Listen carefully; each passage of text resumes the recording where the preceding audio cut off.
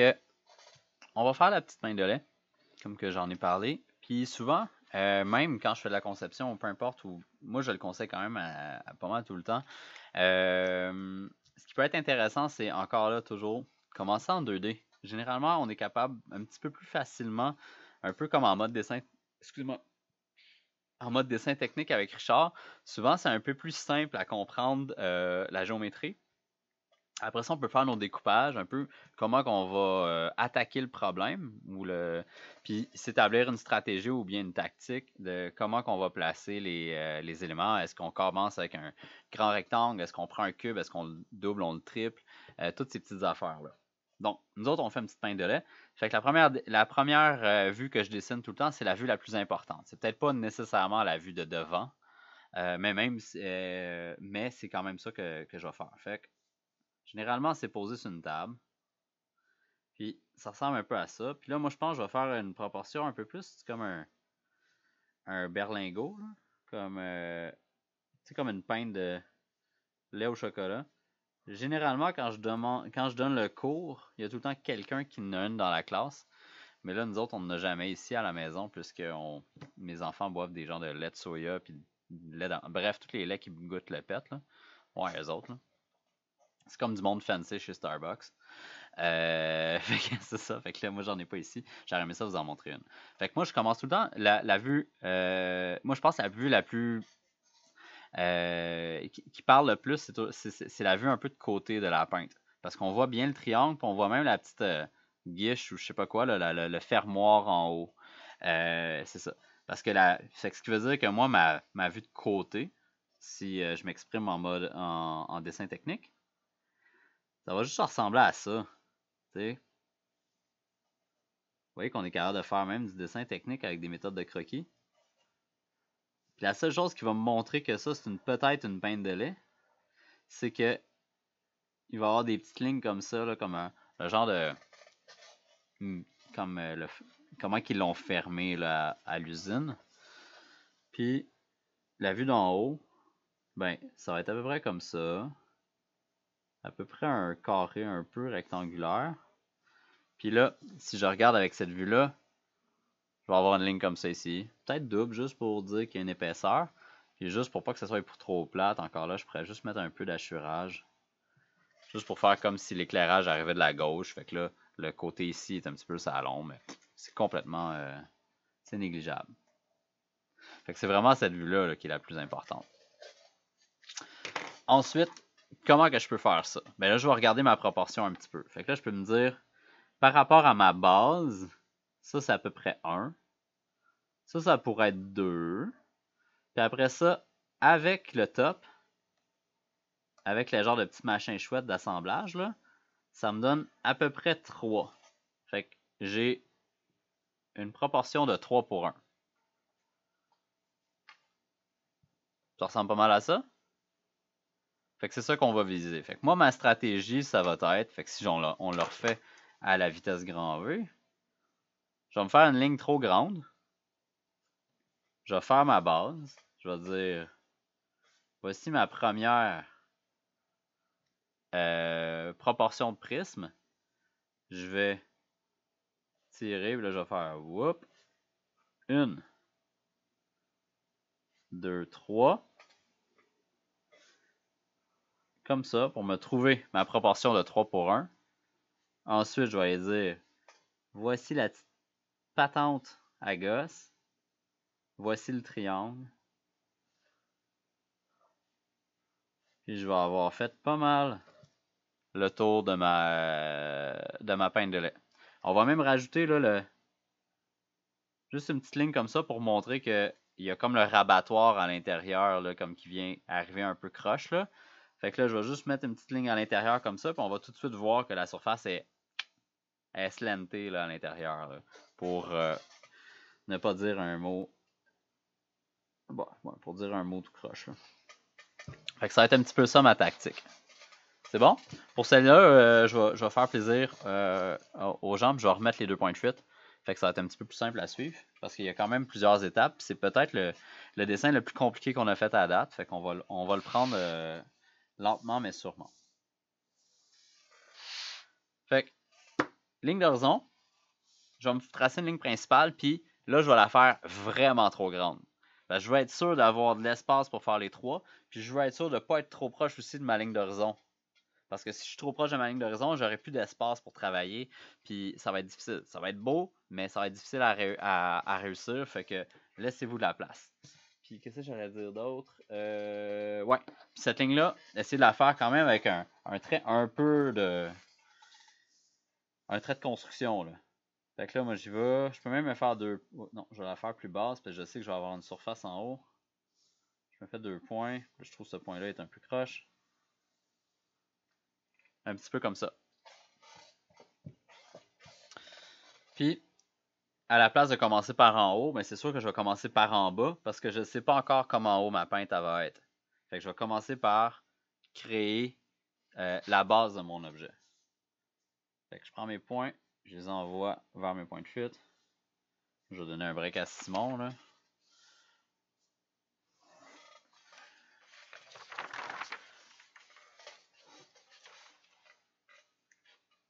Comme c'est ici. Je vais faire l'autre bord. Oh boy, elle est un peu molle, mais c'est pas grave. Parce que des fois même, là, vous allez voir que votre ligne, elle devient un peu tout croche ici. Là, ça n'a même pas valu la peine que je dessine une deuxième ligne parce que j'en aurais pas de besoin. Je vais en avoir sûrement besoin à peu près jusqu'ici. Fait que c'était suffisant ce que j'avais fait. Mais souvent, on va tout le temps tracer une ligne de trop anyways. Fait que c'est bien de le faire. Ensuite, je peux aller tout de suite décider un peu c'est quoi ma profondeur de mon objet. Moi, dans ce cas-ci, je vais peut-être dire à peu près ici. Puis je peux même faire la même affaire de l'autre bord. Je sais que ça va être peut-être... Non, à peu près là, ici.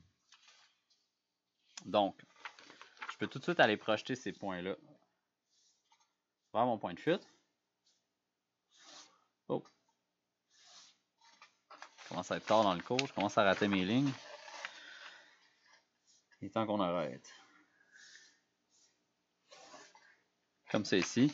Fait que voici ma base. Maintenant, je sais que je vais grandir cet élément-là. Fait que je vais aller les pousser. Je vais aller me faire des lignes verticales. Peut-être pas celle d'en arrière, parce que j'ai trop de chance de la scraper. Fait que je vais juste faire les 2 lignes de côté. Fait que ça, c'est une verticale. Ligne verticale. Comme ça.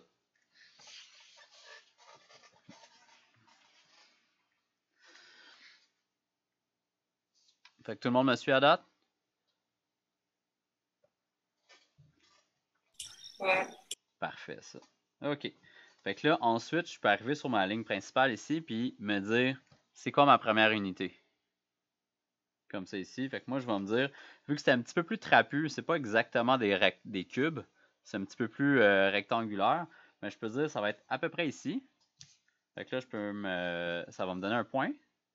Je vais l'envoyer vers mon point de fuite, puis je ferai pas le côté gauche.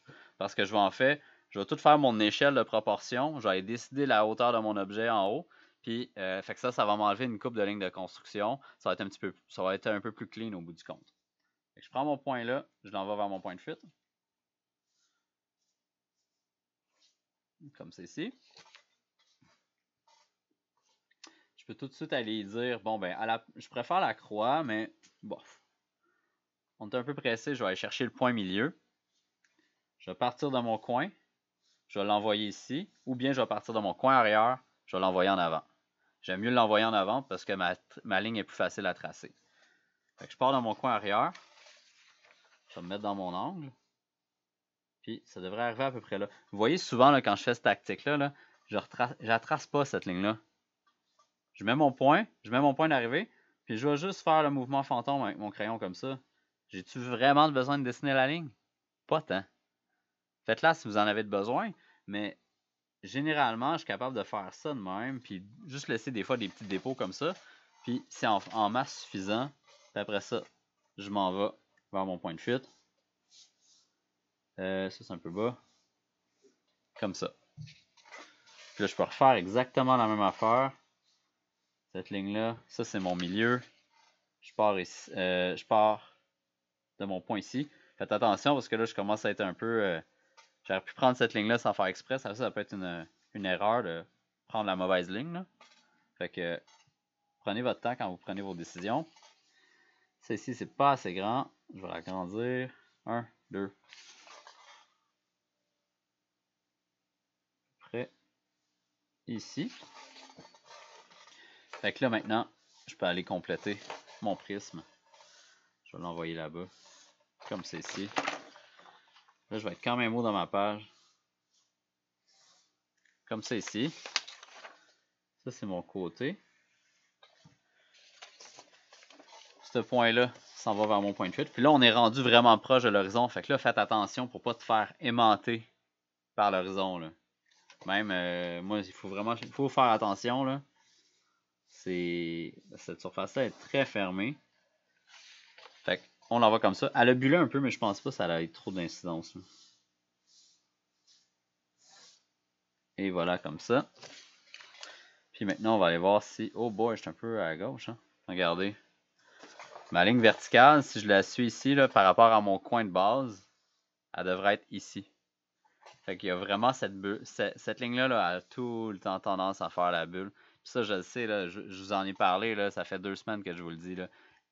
Quand on est proche de l'horizon, la ligne d'en arrière a tout le temps tendance à se coller. Fait qu'il faut faire attention. Fait que moi, je vais truster ma ligne de la base pour faire ça ici. Puis je vais corriger mon prisme qui a l'air beaucoup plus droit que si j'avais utilisé l'autre à l'arrière. Que maintenant, elle ressemble beaucoup trop à un trapèze. Fait que c'est tout le temps ça qu'il faut faire. On regarde, on voit qu'on a potentiellement fait une erreur. On se réajuste, puis on y va. C'est bon? Tout le monde est rendu là? Fait que là, on pourrait se dessiner un fridge, mais on va faire quand même la peinte. Mais on est rendu là. Ce qu'on peut commencer à faire, c'est le petit trait ici. Donc, ça, là. Ou ici, là. On va tout de suite aller le tracer. Fait que je peux aller me chercher le point milieu de cette ligne-là, qui est à peu près ici. Je peux aller le projeter à l'arrière. Oups. Mais je pourrais aller le projeter comme du monde à l'arrière aussi. Il est à peu près là. Ensuite, pour aller installer la base de ce genre de fermoir-là, on va l'appeler le fermoir. Ici, ben, tout ce que j'ai de besoin, c'est des lignes verticales.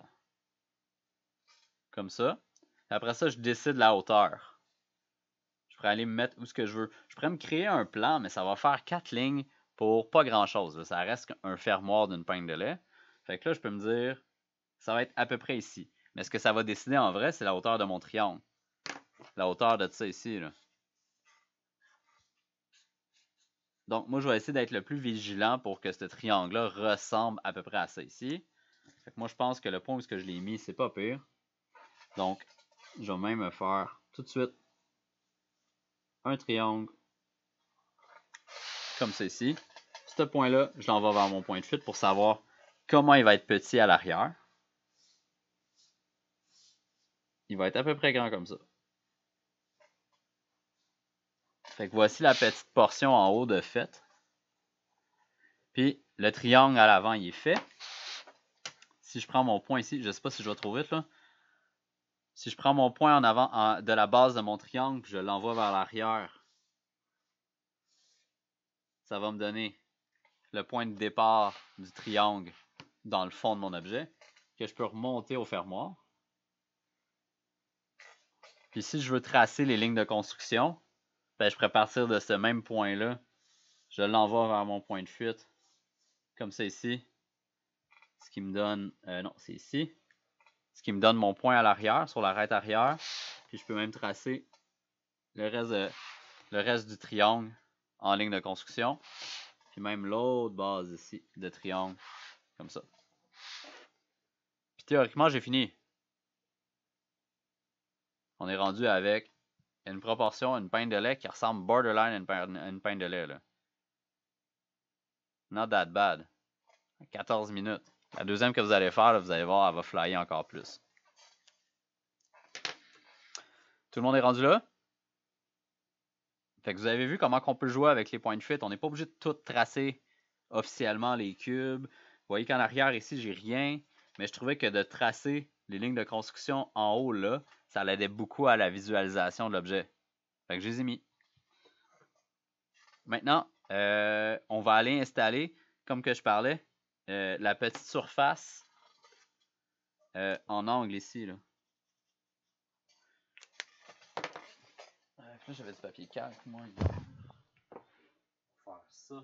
Mon papier calque, c'est pas lui.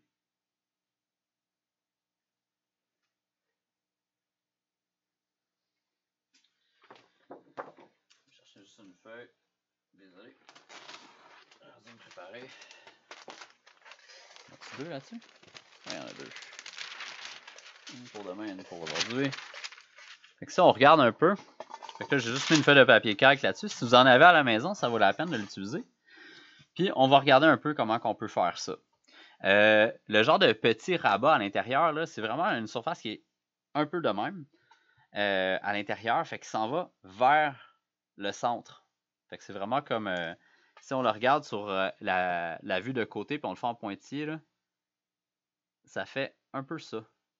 Parce qu'on va être capable de comme arracher le top, puis le déplier, puis l'avancer vers l'avant. Fait que moi, c'est un petit peu ça que je veux faire. Fait que ce que je vais faire, c'est sur mon arête ici du fermoir, on va dire que mon triangle, il va se rendre jusque là. Fait que moi, je vais vouloir tracer une ligne de ce petit point-là ici. Là, c'est une proportion un peu aléatoire que j'ai pris. Puis, on va aller tracer la ligne jusque là. Mais ça ici, je le veux pas. Fait que je vais juste commencer à partir de mon arête visible. Puis vous voyez comment déjà, ça aide beaucoup à la compréhension. On pourrait même partir un peu plus bas si on veut pour compenser pour le rabat, mais quand même, juste ça, ça va vraiment aider. Fait que c'est un peu ça que je vais faire. Puis ça va un peu, puis là, on pourrait même tracer l'autre côté. Fait que la surface à angle là-dedans est comme là dans l'univers. Elle est comme ça.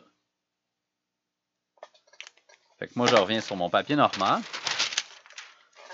Je me fais un point un petit peu à l'intérieur, puis je peux même le descendre légèrement à la verticale. Puis de ce point-là, je vise le coin ici. Puis je vais juste tracer ce qui est visible.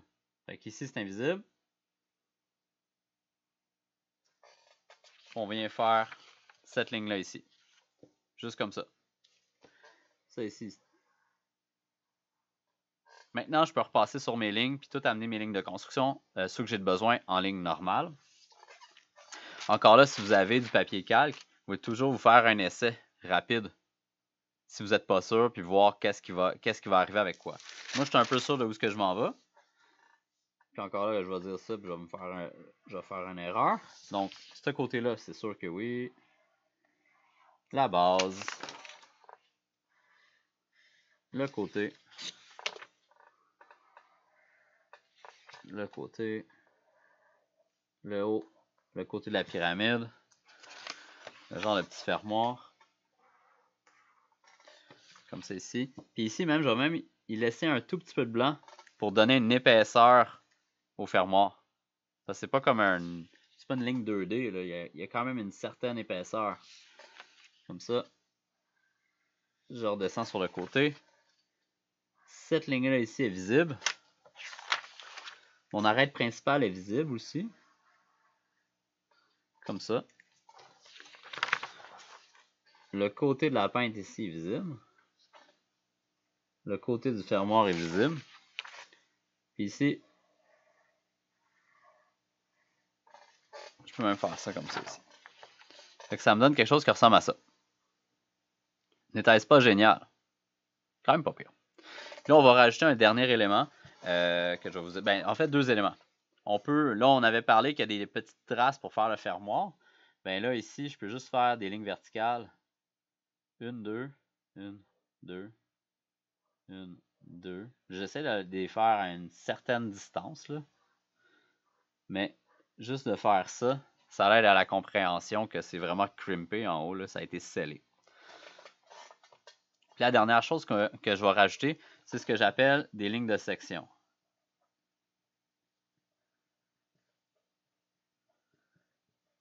Une ligne de section, ça l'aide à exprimer comment une surface se promène sur l'objet. Parce que là, vu que nous, on est juste en noir et blanc, je peux pas comme mettre de la couleur, puis après ça, mettre des couleurs plus foncées, moins foncées pour montrer comment sont orientés dans l'univers. Fait qu'on utilise souvent les lignes de section.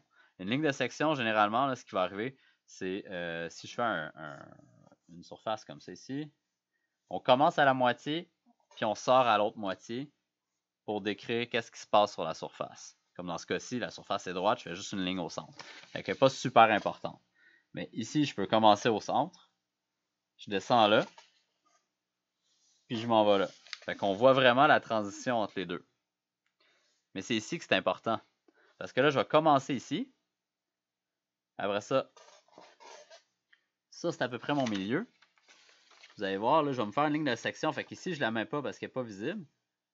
Mais juste en rajoutant cette ligne-là ici, magiquement, on comprend vraiment bien que la ligne elle a tendance à rentrer en dessous. C'est fou, hein? J'ai juste rajouté une ligne. C'est vraiment weird. C'est vraiment juste un effet optique que l'œil a tendance à détecter.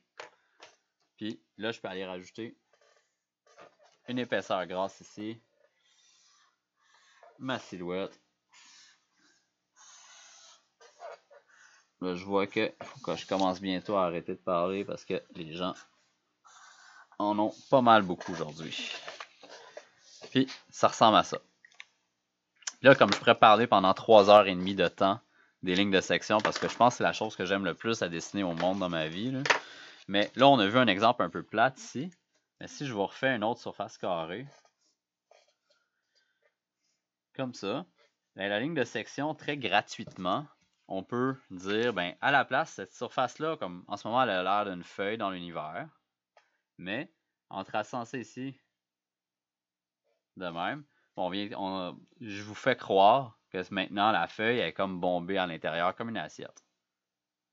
Puis je peux le faire dans l'autre sens. On va y revenir là-dessus, mais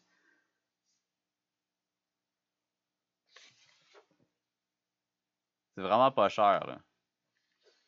Fait qu'on n'a pas besoin d'être bon en dessin, il faut juste rester au centre, puis on décrit qu'est-ce qui se passe. Puis c'est ça. Fait qu'on peut faire la même affaire. On peut même faire un côté ouvert de même. Puis on peut faire une surface qui est comme ça. J'aime vraiment ça, dessiner ces affaires-là. Là. Mais c'est super cool. Pas de besoin de grosses tactiques. C'est juste les petites lignes qui nous aident à décrire qu'est-ce qui se passe sur l'objet. Il me manque ma ligne de base. Ici. Puis on a pas mal fini.